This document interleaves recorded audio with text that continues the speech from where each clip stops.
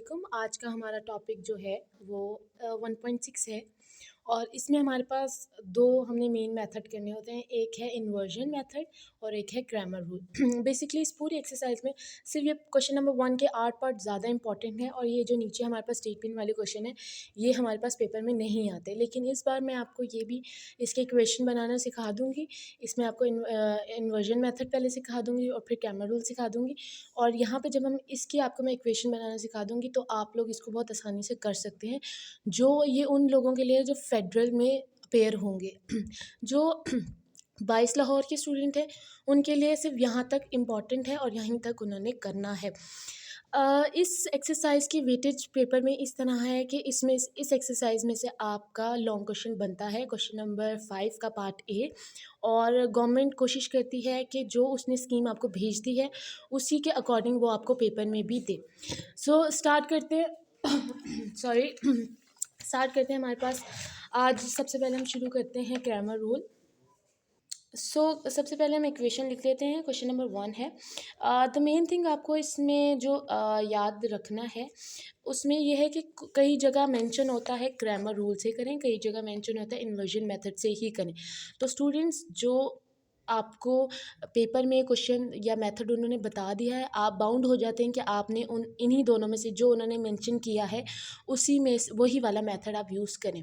अगर for example वो आपको सिर्फ इक्वेशन दे देते हैं और आपको कहा जाता है कि आप अपने मर्ज़ी से इन दोनों में से जो भी मेथड आपने लगाना है वो लगा लें, आप पे कोई आपको बाउंड नहीं किया जा रहा, तो इट्स अप टू यू आपने कौन सा मेथड करना है।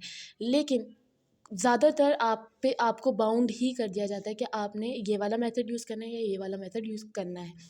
अगेन कुछ बच्चों को कन्फ्यूजन होती है कि ग्रामर, ज़्यादातर बच्चे यहाँ पे मिस्टेक करते हैं कि ग्रामर रूल में इन्वर्जन का थोड़ा सा पैटर्न कर देते हैं और कुछ इन्वर्जन में ग्रामर रूल का पैटर्न कर देते हैं। उस बात का आपने स्पेशली ख्याल करना है। बच्चे यहाँ पे मिस्टेक करते हैं और आपको वो मिस्टेक नहीं करनी है। ओके, सो स्टार्ट करते हैं हम अपना पहले क्वेश्चन नंबर 1 का पार्ट 1 स्टार्ट करते हैं। इसके सारे के सारे पार्ट एक जैसे हैं। हम इक्वेशन लिख रहे हैं। ज़्यादातर मैथ में जब हम इक्वेशन से काम करते हैं तो सबसे पहले हम कोशिश करते हैं उसको नाम दे दें। आप इसको नाम ना दें, हम इसको बहुत सिंपल और जेन्युइन मेथड से करेंगे कि आप लोगों को ज़्यादा इशू ना हो। सो करेंगे राइट इट्स मैट्रिक्स फॉर्म। हम इसकी मैट्रिक्स फॉर्म लिख लेते हैं। इसकी मैट्रिक फॉर्म कुछ ऐसे बनती है कि जो हमारे पास इक्वल के इस साइड पे हैं वो वाले नंबर्स हम उतारते हैं। जैसे 2 है, लिख लिया। उसके नीचे हमने x2 इस वक्त x का कोफिशिएंट है वही हमने लिखना है और 3 हमारे पास यहाँ पे x का कोफिशिएंट वही ऊपर नीचे लिखेंगे।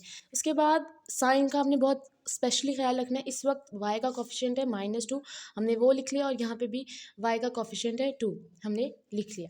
उसके बाद हम एक और मैट्रिक्स बनाएंगे। हमारे पास जो वेरिएबल यूज़ हो रहे हैं, अब यहाँ पे XY यूज़ हो रहे हैं, पूरे 8 के 8 पार्ट में XY यूज़ हो रहे हैं। लेकिन आप अभी नहीं चेंज कर सकते। लेकिन जब आप ये इसकी इन क्वेश्चंस पे जाएंगे और यहाँ पे आप कोई भी वेरिएबल यूज़ कर सकते हैं।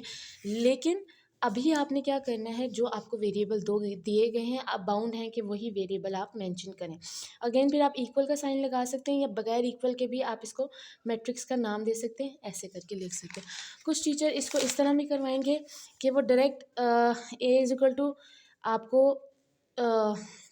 इस तरह डायरेक्ट मैट्रिक्स भी लिखवा सकते हैं और साथ में उसको नाम भी दे सकते हैं।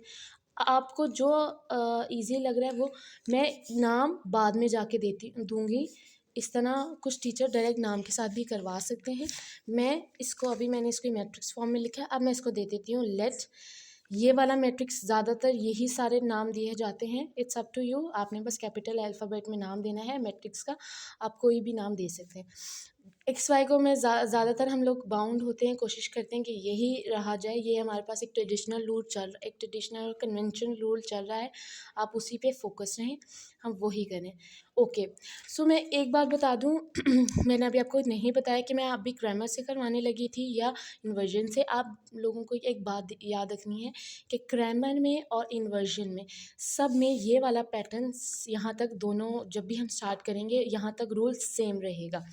अगेन अब नाउ मैं बताने लगी हूँ कि मैं ग्रामर से करवा रही हूँ और ग्रामर से कैसे लगी हूँ, by grammar rule. Okay, so it's a single m. Okay, by grammar rules start करते हैं. आप लोगों ने सबसे पहले करना है, यहाँ पे हमारे पास एक न्यू चीज़ बनती है, आपने उसको ध्यान रखना है और वो बहुत आसान होती है. सबसे पहले आपने इस ए को लेना है. जैसे कि आपने पिछली एक्सरसाइज में पढ़ा है डिटर्मिनेंट लेना, आपने इसका डिटर्मिनेंट ले लेना है. इसके बाद मैं बताती हूँ करना है क्या. सबसे पहले आप ए का डिटर्मिनेंट ले लें. डिटर्मिनेंट लेने का बेहतर तरीका है कि आप उसकी पहले ब्रैकेट्स चेंज करें. ये ज़्यादा है, कुछ चीज़ें जो हैं आपकी खुद से नंबर कटवा सकती हैं, आपने उसको अवॉइड करना है कि आपके नंबर ना आप कटवाएं. जो गवर्नमेंट है, जब हम जैसे 22 लाहौर का बोर्ड के पेपर में आपको नंबर खुद से छीनने पड़ते हैं, ग्रैब करने पड़ते हैं. ये छोटी छोटी मिस्टेक कि कोई भी जेन्युइन मैथ्स का टीचर जो एक इन चीज़ों के बारे में कॉन्शियस है, वो आपके नंबर काट सकता है.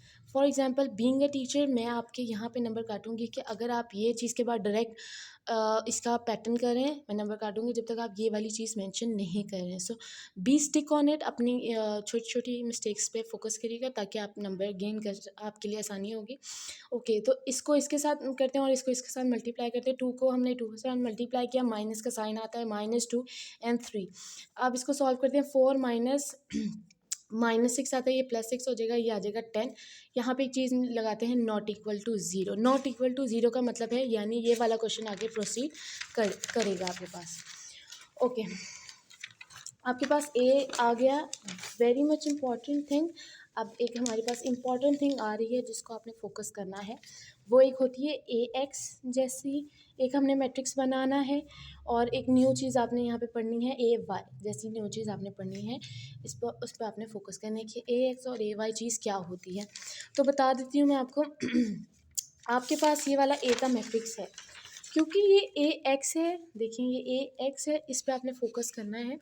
ये ए एक्स है, ए एज इट इज़ आएगा, और जो मैंने आपको शुरू में बताया ये वाले ए के जो कॉफिशिएंट है हम इसको रिप्लेस कर देते हैं इस वाले मैट्रिक्स के साथ.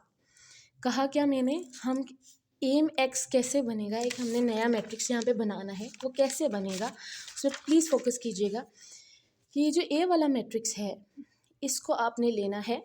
इसमें से जो एक्स वाले एक्स ए एक्स में एक्स वाले ही आपने कॉफिशिएंट मिस कर देने हैं, और उधर ये वाला मेंशन कर देना है लाइक दिस. और अब इधर क्या मेंशन करना है, इधर ए में से ही आप उठा के ले सकते हैं.